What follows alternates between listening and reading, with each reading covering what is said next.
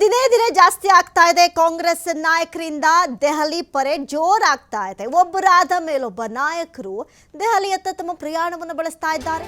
High command ಭೇಟಿಯನ್ನ ಮಾಡ್ತಾ ಇದ್ದಾರೆ ಕಾಂಗ್ರೆಸ್ನ ನಾಯಕರು. ಅದರಲ್ಲೂ ಪ್ರಮುಖವಾಗಿ ಗಮನಿಸೋದಾದ್ರೆ ಸತೀಶ್ ಜಾರಕಿಹೊಳಿ, ಮಹದೇವಪ್ಪ, ಮುನಿಯಪ್ಪ ಮಾತುಕತೆ. ನಾಯಕತ್ವ ಬದಲಾವಣೆಯ ಗೊಂದಲವನ್ನ ಬಗೆಹರಿಸುವಂತೆ ಒತ್ತಾಯ. ಜಾರಕಿಹೊಳಿ, ಮುನಿಯಪ್ಪರಿಂದ ಗೊಂದಲ ಬಗೆಹರಿಸೋದಕ್ಕೆ ಹೈಕಮಾಂಡ್ಗೆ ಒತ್ತಡ ಹೇರೋದಕ್ಕೆ ಮುಂದಾಗ್ಬಿಟ್ಟಿದ್ದಾರೆ. ಎಷ್ಟು ದಿನ ಅಂತ ಹಿಂಗೆ ತಳ್ಳೋದು? ಈಗಾಗಲೇ ಹೇಳ್ದಂತೆ 6 ತಿಂಗಳಾಯಿತು ಈ ಜಟಾಪಟಿ, ಅದಕ್ಕಿಂತ ಜಾಸ್ತಿನೂ ಆಯಿತು ಬಿಡಿ. ಈ ಗೊಂದಲ ಮುಗಿದು ಹೋಗ್ಬಿಡ್ಲಿ, ಏನೋ ನಾಯಕತ್ವ ಬದಲಾವಣೆ ಆಗುತ್ತೆ, ನಾವೊಂದಷ್ಟು ಜನ ಮಾತಾಡೋದು, ಅವರೊಂದಷ್ಟು ಜನ ಮಾತಾಡೋದು, ಈ ಅಡ್ಡಗೋಡೆ ಮೇಲೆ ದೀಪ ಇಟ್ಟಂಗೆ ಒಂದಷ್ಟು ಜನ ಇರೋದು, ಇದು ಯಾವುದು ಬೇಡ. ಇದರಲ್ಲೇ ದಿನ ದೂಡೋಕ್ಕಾಗಲ್ಲ.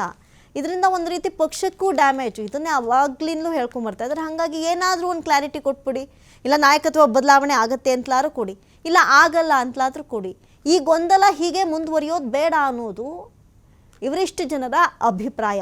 ಅದರಲ್ಲೂ ಸಿ ಎಂ ಪರವಾಗಿ ಬ್ಯಾಟ್ ಬೀಸಿರೋದನ್ನ ನಾವು ಬಹಳಷ್ಟು ಬಾರಿ ನೋಡಿದ್ದೀವಿ, ಕೇಳಿದ್ದೀವಿ.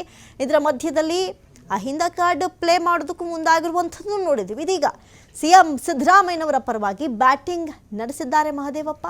ಖರ್ಗೆ, ಕೆ.ಸಿ. ವೇಣುಗೋಪಾಲ್ ಹಾಗೂ ರಣದೀಪ್ ಸಿಂಗ್ ಸುರ್ಜೇವಾಲಾರ ಜೊತೆ ಚರ್ಚೆಯನ್ನು ನಡೆಸಿದ್ದಾರೆ. ಎಷ್ಟು ದಿನ ಅಂತ ಹಿಂಗೆ ಡ್ರ್ಯಾಗ್ ಮಾಡೋದು, ಏನಾದರೂ ಒಂದು ಕ್ಲಾರಿಟಿ ಕೊಡಿ ಅಂತ ಹೇಳಿ. ದೆಹಲಿಯಲ್ಲಿ ಮಿನಿಸ್ಟರ್ ಲಾಬಿ, ಒಂದು ಕಡೆ ಶಾಸಕರು ಕೂಡ ದೌಡಾಯಿಸಿದ್ದಾರೆ. ರಾಜ್ಯದಲ್ಲಿ ಅಧಿಕಾರ ಹಂಚಿಕೆಯ ಗೊಂದಲ ಜಟಾಪಟಿ ವಿಚಾರದಲ್ಲಿ ಹೈಕಮಾಂಡ್ ಸ್ಪಷ್ಟ ನಿರ್ಧಾರವನ್ನು ಕೈಗೊಳ್ಳಬೇಕು, ಜೊತೆಗೆ ಅಹಿಂದ ಸಮಾವೇಶ ನಡೆಸೋದಕ್ಕೆ ಅವಕಾಶ ಕೊಡಬೇಕು ಅಂತ ಸಚಿವರಾದ ಕೆ.ಎಚ್. ಮುನಿಯಪ್ಪ ಹಾಗೂ ಎಚ್.ಸಿ. ಮಹದೇವಪ್ಪ ಕಾಂಗ್ರೆಸ್ ವರಿಷ್ಠರನ್ನು ಆಗ್ರಹಿಸಿದ್ದಾರೆ. ಅದರಲ್ಲೂ ಈಗಾಗಲೇ ಅಹಿಂದ ಸಮಾವೇಶ ಮಾಡಬೇಕು ಅನ್ನುವಂಥ ಚರ್ಚೆ ನಡೀತಾ ಇದೆ. ಇದಕ್ಕೆ ಯಾರು ಒಪ್ಪಿಗೆ ಬೇಕು ಅಂದರೆ ಹೈಕಮಾಂಡ್ ಒಪ್ಪಿಗೆ ಬೇಕು. 25 ವರ್ಷಗಳು ಅಂದರೆ 2006ರಲ್ಲಿ ನಡೆದಂಥ ಸಮಾವೇಶವನ್ನು ಇನ್ನು ಮತ್ತಷ್ಟು ಹೆಚ್ಚಾಗಿ ಮಾಡಬೇಕು. ಅಹಿಂದ ಮತಗಳನ್ನು ಸೆಳೆಯೋದಕ್ಕೆ ಒಂದು ಕಡೆ ಶಕ್ತಿ ಪ್ರದರ್ಶನಕ್ಕೆ ಮುಂದಾಕುವಂಥ ಚಿಂತನೆಗಳನ್ನು ಮಾಡಲಾಗ್ತಾ ಇದೆ. ಇದಕ್ಕೂ ಕೂಡ ಹೈಕಮಾಂಡ್ ಒಪ್ಪಿಗೆ ಬೇಕಲ್ಲ.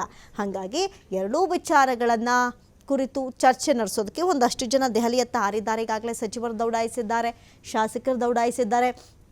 ಇವರೋಗಿ ಬರ್ತಾರೆ, ಅವ್ರೋಗಿ ಬರ್ತಾರೆ. ಅದರಲ್ಲೂ ಡಿ.ಕೆ.ಶಿ. ಸುರೇಶ್ ಅವರು ಕೂಡ ಜಂಟಿಯಾಗಿ ಹೋಗಿ ಬರ್ತಾಯಿದ್ರು, ಸಪ್ರೇಟಾಗಿ ಹೋಗಿ ಬರ್ತಾಯಿದ್ರು. ಇದೆಲ್ಲದರ ನಡುವೆ ಇನ್ನೇನು ಪಂಚರಾಜ್ಯ ಚುನಾವಣೆಯ ಫಲಿತಾಂಶ ಕೆಲವೇ ದಿನಗಳಲ್ಲಿ ಪ್ರಕಟವಾಗಲಿದೆ. ಡಿ.ಕೆ.ಶಿ. ಅವರ ಬರ್ತ್ಡೇ ಹತ್ತಿರವಾಗ್ತಾ ಇದೆ. ಇಂಥ ಸಂದರ್ಭದಲ್ಲಾದರೂ ಏನಾದರೂ ಒಂದು ಸುದ್ದಿ ಕೊಡ್ತಾರೆ ಅನ್ನೋದು ಡಿ.ಕೆ.ಶಿ. ಬೆಂಬಲಿಗರ, ಕಾರ್ಯಕರ್ತರ, ಅಭಿಮಾನಿಗಳ ಆಶಯ. ಆದರೆ ಹೈಕಮಾಂಡ್ ಏನು ಮಾಡುತ್ತೆ? ಭಾಳಷ್ಟು ಡೌಟ್ ಇದೆ.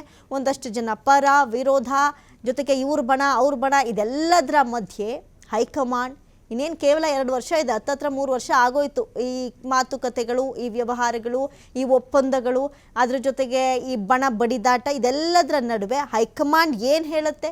ಎಲ್ಲರ ಕುತೂಹಲ ನೆಟ್ಟಿದೆ.